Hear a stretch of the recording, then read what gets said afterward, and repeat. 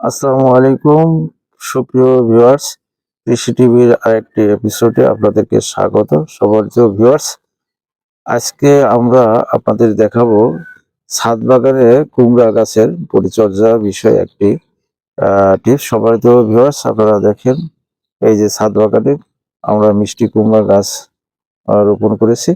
এখানে দেখেন সিমেন্ট দিয়ে একটি জায়গা তৈরি করা হয়েছে এবং সেই জায়গার ভিতরে আপনার মিষ্টি কুমড়োর চারা রোপণ করা হয়েছে এবং চারাগুলো কিন্তু মাশাআল্লাহ অনেক সতেজ আছে এবং বৃদ্ধিও খুবই সুন্দর।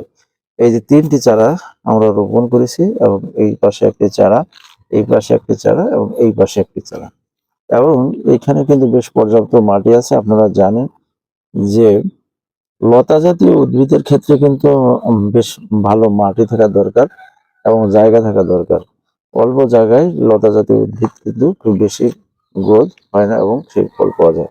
এই জন্য আমরা এখানে অনেক গাছ না লাগিয়ে ৩টি গাছ লাগিয়েছি এবং এই গাছের গ্রোথও কিন্তু আলহামদুলিল্লাহ অনেক ভালো। আমরা এখন কিন্তু এইগুলো আস্তে আস্তে উপরে উঠে যাবে, তারপরে আমরা এগুলোকে বাউনি দেবো।